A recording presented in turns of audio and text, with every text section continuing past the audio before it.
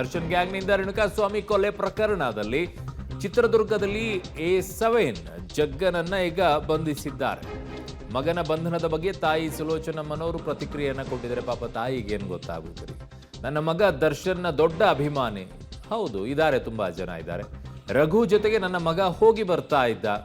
Okay, so ನನ್ನ ಮಗ ಕೊಲೆ ಮಾಡುವಂಥ ವ್ಯಕ್ತಿಯಲ್ಲ.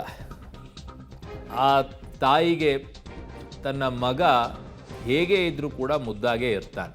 ಅವನು ಏನೇ ಮಾಡಿದ್ರು ಕೂಡ ಚೆನ್ನಾಗೇ ಕಾಣ್ತಾನೆ. ಪಾಪ ತಾಯಿಗೆ ಗೊತ್ತಾಗಿರೋದಿಲ್ಲ, ಒಳ್ಳೆಯವನೇ ಅಂತ ಅನ್ಕೊಂಡಿರ್ತಾರೆ. ಬೆಂಗಳೂರಿನಲ್ಲಿ ರೇಣುಕಾಸ್ವಾಮಿಯನ್ನು ಹತ್ಯೆಗೈದಂಥ ಡಿ ಬಾಸ್ ಗ್ಯಾಂಗ್ನಿಂದಾಗಿ ಏನು ಈಗಾಗಲೇ ರೇಣುಕಾಸ್ವಾಮಿ ಕುಟುಂಬ ತಲ್ಲಣಗೊಂಡಿದೆ.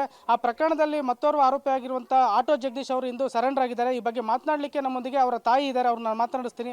ಅಮ್ಮ, ಈ ಒಂದು ಕೃತ್ಯದಲ್ಲಿ ತಮ್ಮ ಮಗ ಆರೋಪಿಯಾಗಿದ್ದಾರೆ, ಇಂದು ಸರೆಂಡರ್ ಆಗಿದ್ದಾರೆ, ಏನು ಹೇಳ್ತೀರಮ್ಮ?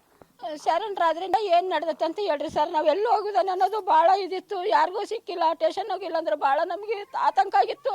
ಇವಾಗ ಅವ್ರು ಏನಲ್ಲಿ ನಡೆದತ್ತೆ ಅಂತಂದು ಅವ್ರು ನಿಜ ಹೇಳ್ಬಿಟ್ರೆ ನಮಗೆ ಅಷ್ಟು ಸಾಕು. ನನ್ನ ಮಗ ಅವನಿಗಾಗಿರೋನೆ, ಇನ್ನು ಆ ಮಕ್ಳಿಗೂ ಆಗ್ಬಾರ್ದು ಸರ್. ಅಂದ್ರೆ ಇವಾಗ ಅವರು ದರ್ಶನ್ ಅವರ ಅಭಿಮಾನಿ ಆಗಿದ್ರು, ಆದ್ರೆ ಈ ಕೃತ್ಯದಲ್ಲಿ ಭಾಗಿಯಾಗಿರೋದು ಹುಚ್ಚು ಅಭಿಮಾನದಿಂದನ? ಹುಚ್ಚ ಅಂದ್ರೆ ಹುಚ್ಚಾನೆ ಅವನು. ದರ್ಶನ್ ಸರ್ ಅಂದ್ರೆ ಹುಚ್ಚನೆ ಅಂತ ತಿಳ್ಕೊಂಬಿಡು.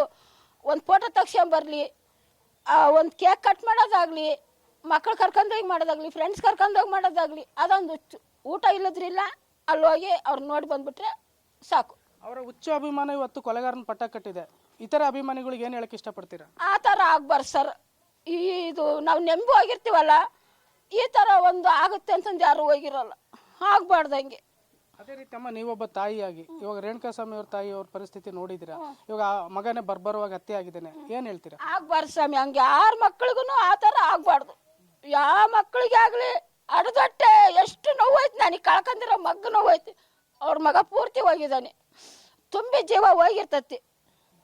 ಅದು ಮಾಡಿರೋರಿಗೆ ಗೊತ್ತು ಸ್ವಾಮಿ, ಅದು ನಮಗೆ ಗೊತ್ತಿಲ್ಲ. ಈ ಪ್ರಕರಣದಲ್ಲಿ, ಈ ಕೊಲೆ ಕೇಸಲ್ಲಿ ತಪ್ಪು ಮಾಡಿರೋರಿಗೆ ಏನಾಗಬೇಕು ಅಂತ ಹೇಳ್ತೀರಾ? ಅದು ಕಾನೂನು ಐತೆ ಸರ್, ಅದು ಏನು ಮಾಡುತ್ತೋ ಅದು ಮಾಡಲಿ, ನನಗೆ ಗೊತ್ತಾಗಲ್ಲ.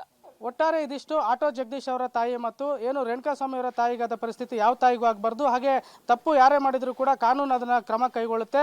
ಮತ್ತೆ ಏನು ಹುಚ್ಚು ಅಭಿಮಾನ ತೋರಿದ್ರೆ ಈ ರೀತಿ ಕೊಲೆಗಾರರ ಪಟ್ಟ ಸಿಗೋದು ಖಚಿತ ಎಂಬ ಮಾತನ್ನ ಅವರ ತಾಯಿ ಹೇಳ್ತಾ ಇದ್ದಾರೆ. ಕ್ಯಾಮ್ರಾಮನ್ ಅರ್ಜುನ್ ಜೊತೆ ಸಿದ್ದರಾಜು, ಪಬ್ಲಿಕ್ ಟಿವಿ, ಚಿತ್ರದುರ್ಗ. ಹುಚ್ಚು ಅಭಿಮಾನ ಕೊಲೆಗಾರನ ಪಟ್ಟ ಕಟ್ಟುತ್ತೆ ಅಂತೇನಲ್ಲ. ಹುಚ್ಚು ಅಭಿಮಾನ ತುಂಬಾ ಇತ್ತರಿ. ಹುಚ್ಚು ಅಭಿಮಾನ ಇದ್ದಾಗ ನಟರಿಗೋಸ್ಕರ ಜೀವ ಕೊಟ್ಟಿರುವಂಥ ಅಭಿಮಾನಿಗಳು ಇದ್ದಾರೆ. ಆದರೆ ಹುಚ್ಚು ಅಭಿಮಾನಕ್ಕೆ ನಟ ಒಬ್ಬ ತನ್ನ ಅಭಿಮಾನಿಯನ್ನೇ ಕೊಲೆ ಮಾಡೋ ಮಟ್ಟಕ್ಕೆ ಹೋಗಿರಲಿಲ್ಲ.